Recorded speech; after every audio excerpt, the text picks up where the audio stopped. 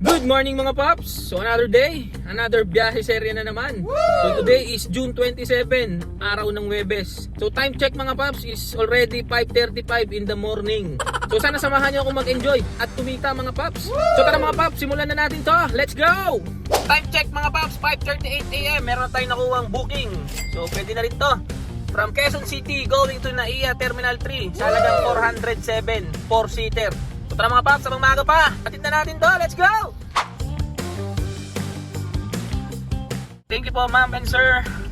So time check mga paps, 6:21. So ilang oras lang natin sila nahatid. So dito tayo ngayon sa NAIA Terminal 3. So hindi tayo tatanggap ng gurami dito. Siyempre maganda tong ating spot. So sana balya na yung makuha natin. So yun lang mga paps, update ko na lang kayo. Let's time check mga paps, 6:24 AM. So yun na nga mga paps, nakuha tayo ng back to back. So from Ninoy Aquino Terminal 3 going to Project 8 Quezon City. So maganda mga bigayan sa atin, saliwa sa mga traffic. So yun lang mga paps, hatid na natin to. Thank you so much ma'am at maraming salamat po sa inyong maayos at mapayapang paglalakbay. So time check mga paps, 7:19. So back to back tayo ngayon mga paps. So hanap tayo ng ating next booking. Let's time check mga paps, 7:30 AM. So meron tayong nakuha next booking from Project 6 going to Macari City. Ang kanyang fare is 525 pesos. So sa gaya ng sabi ko mga paps, hindi na tayo kukuha ng gurami. So tara mga paps, hatid na natin to. Let's go! Thank you so much ma'am. So time check mga paps, 8:52 AM. So binigyan pa tayo ng tip ni ma'am. So antayin tayo ng ating next booking. So 525 ang kanyang fare pala mga paps, 4-seater. Sarap to usap niya. Thank you po. Sige mga paps, update ko na lang kayo sa ating next booking.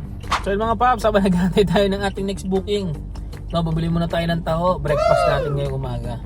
So ang sarap, no? Sobrang tamis lang. Yari ako nito, may diabetes pa naman ako. Sige mga paps, update ko na lang kayo. Time check mga paps, 8:59 AM. So di ko pa ubos yung taho ko, meron na agad tayong next booking. So ito yun mga paps, from Makati City going to Quezon City mga paps. Ang fare nila is 327. Update ko na lang kayo ulit mga paps mamaya pagka drop off natin. Let's go!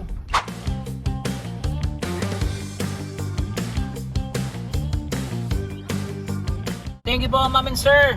Time check mga paps, 9:44, hindi ko na kaya. So hanap na ako ng makakainan. Since malapit na sa amin, may kakainan tayong masarap. Let's go! Update ko na lang kayo ulit mamaya mga paps. So time check lang mga paps. So 11 na ng tanghali. So nag-aantay na lang tayo ng ating next booking mga paps. Bali kakatapos na natin kumain. So okay naman, onting recap lang mga paps. Okay naman ang ating naging biyahe. Dahil maaga tayo ngayon, nagising. Yan. Isa yan sa kagandahan kung bakit maganda yung biyahe natin dahil maaga tayong nagising. So yun mga paps, no, napakaswerte natin, nakakuha tayo ng ating next booking. So from 11 AM, time check mga paps, 11 AM. So meron na tayo from Diliman going to Macari City. Ang kanyang fare ay 376, 4-seater mga paps. So update ko na lang kayo. Let's go!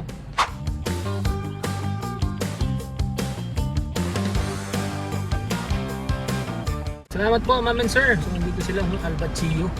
Ang masarap dito Time check mga paps, 12:03 PM. So natin sila. So antay lang tayo ng ating next booking. So time check mga paps, nakakuha kagad tayo ng ating next booking. 12:07 na ng tanghali.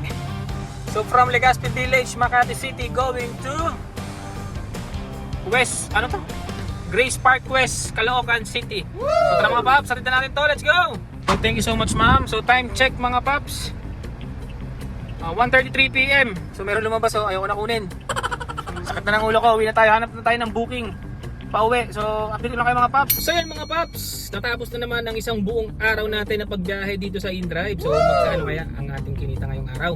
Linawin ko lang mga paps, 8 oras po tayo nasa kalsada pero 7 oras lang po tayo bumiyahe. Yung 1 oras po doon, syempre may break time din tayo tapos pahinga ng kaunti.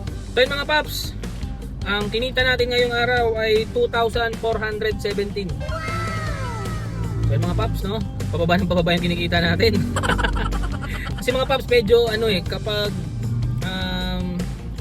kapag mas hinahabaan ko yung oras ko, for example mga 10 hours, medyo nagtitrigger yung migraine ko kaya binawasan ko lang siya. Siyempre kapag binawasan natin yung oras ng pagbiyahe natin, bababa rin yung ating kita. So ang ating daily target ay 3,000 before. Pero ngayon 2.5 na lang ha, kasi inaatake talaga ako ng migraine. Kahit 2.5 mga paps, hindi natin na-achieve, pero kung isasama natin yung tip, achieve na achieve yan. Kasi nasa 200 plus ang ating tip na nakuha ngayong araw. Siyempre mga paps, ang ating diesel, hindi na tayo nakapagpagas, pero ang tansya ko dito nasa 700 pesos lang, 600 plus, pero gawin na lang natin 700 pesos. So ang ating gross income mga paps ay 2,417 pesos, less lang natin yung diesel natin. So meron pa tayong 1,717 pesos mga paps. So syempre hindi naman doon natatapos ang ating expenses. I-less din natin yung ating 500 pesos para sa ating maintenance ng Toyota Innova natin, at the same time yung isang unit natin ng Toyota Vios. Okay? So may kumakatok pa na bata. So less natin is 500 pesos. At ang natira at ang take home natin para ngayong araw is 1,217. So mga pops, di ba? So hindi na rin tayo lugi sa pagbiyahe natin. Above minimum na rin to. Kaya sa mga nagtatanong po kung okay ba ang kitaan kay InDrive, para sa akin po, ito para sa akin lang. Okay naman po talaga ang kita kay InDrive. Hindi lang kay InDrive, maging sa ibang TNC, di na akong gabanggit, okay naman po ang kitaan dyan. Nakasalalay po sa inyong diskarte at sipag ang kikitain nyo bawat araw.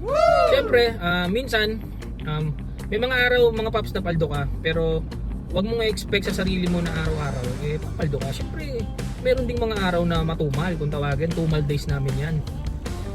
So ibig kong sabihin, hindi palagi parehas ang kita mo.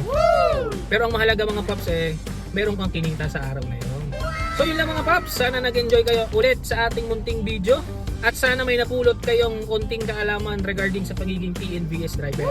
Kaya sa mga bagong viewers natin dyan or subscriber dito sa ating YouTube channel, wag na wag nung kakalimutang mag-like at subscribe para magtuloy-tuloy naman ang paggawa at pag-upload natin ng mga videos. So yun lang mga paps, sana nag-enjoy kayo. Paalam!